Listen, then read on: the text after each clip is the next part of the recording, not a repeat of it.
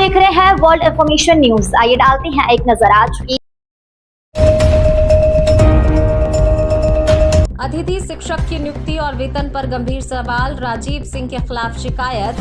अवैधानिक नियुक्ति से लेकर सरकारी राशि के आहरण तक के आरोप। सिंगरौली जिले के चितरंगी विकासखंड स्थित शासकीय उच्चतर माध्यमिक विद्यालय करेला में अतिथि शिक्षक के रूप में कार्य कर रहे राजीव सिंह को लेकर जिला शिक्षा अधिकारी के समक्ष शिकायत सामने आई है। शिकायत में नियुक्ति प्रक्रिया, शैक्षणिक योग्यता, दस्तावेज, उपस्थिति, वेतन भुगतान, सरकारी राशि के आहरण को लेकर सवाल उठाए गए हैं। शिकायतकर्ता ने मामले की जांच कर कार्रवाई की मांग की है। शिकायत पत्र के अनुसार अगस्त 2022 से जनवरी 2023 तक अतिथि शिक्षक वर्ग 2 के रूप में राजीव सिंह की नियुक्ति उनके पिता तत्कालीन प्रभारी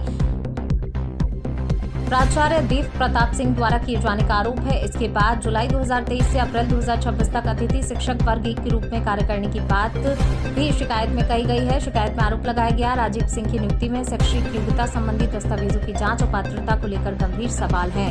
अब सवाल ये है कि क्या इन नियुक्तियों और भुगतान से जुड़े सभी दस्तावेज नियमों के अनुरूप हैं? क्या पात्रता और शैक्षणिक प्रमाण पत्रों का सत्यापन हुआ था? और यदि शिकायत में लगाए गए आरोप सही पाए जाते हैं तो सरकारी राशि के भुगतान की जिम्मेदारी किसकी तय होगी? फिलहाल शिकायत में लगाए गए आरोपों की स्वतंत्र पुष्टि नहीं हुई है।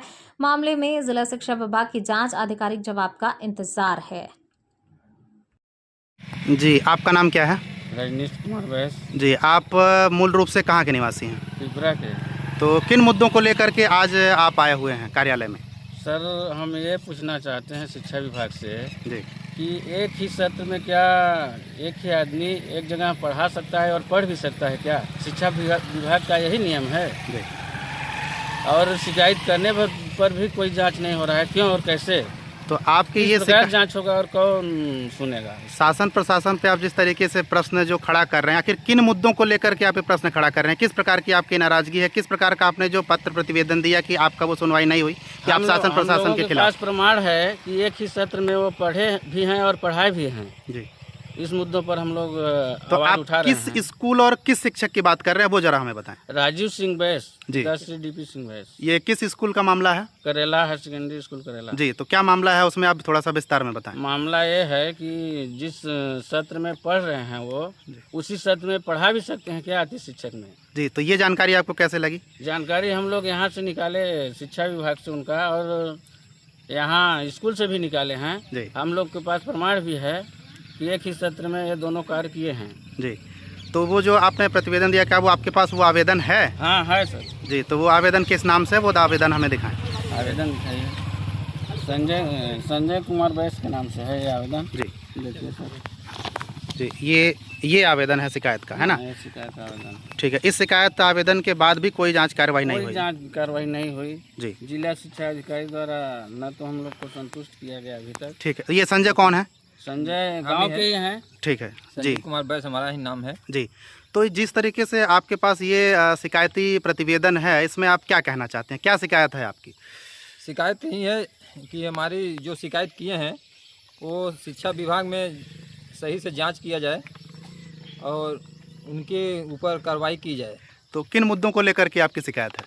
यही मुद्दा है कि वो एक ही साल में वो अतिथि शिक्षक भी पढ़ा रहे हैं, मनरेगा में भी काम भी कर रहे हैं और डीएलएड भी कर रहे हैं उसी समय पर। 3 काम कर रहे हैं एक ही समय पर। तो ये किस स्कूल का मामला है? एक करेला स्कूल का मामला है। और संकुल क्या लगता है? संकुल करेला है। संकुल करेला। तो इसकी शिकायत आपने कहाँ कहाँ किया? मैं डीओ कार्यालय शिक्षा विभाग में दिया हूँ जी, और कलेक्ट्रेट में दिया हूँ।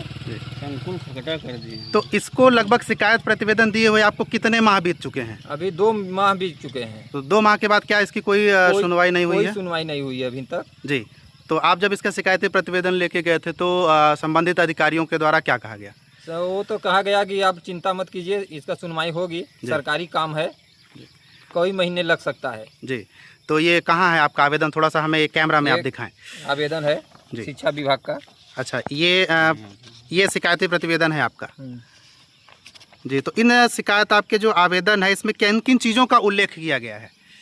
इसमें तो बहुत उल्लेख किए गए हैं, उनके पास मतलब 8-10 उल्लेख है इसमें। जी, तो जैसे वो कहीं एक ही सप्ताह में वो कम से कम 4-5 लोग काम किए हैं, 4-5 जगह काम किया है वो। अच्छा, मतलब एक ही सत्र जो है उस सत्र में वो कई जगह मतलब टीचिंग भी कर रहे हैं हाँ और आपके मनरेगा में भी काम कर रहे हैं, है ना? हाँ।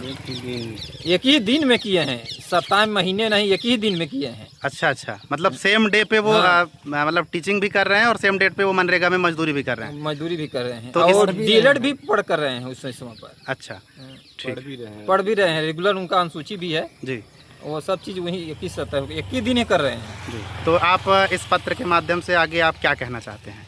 मैं यही कहना चाहता हूँ कि शिक्षा विभाग को कि कम से उसकी जांच करके और उसको सज़ा भी मिलना चाहिए।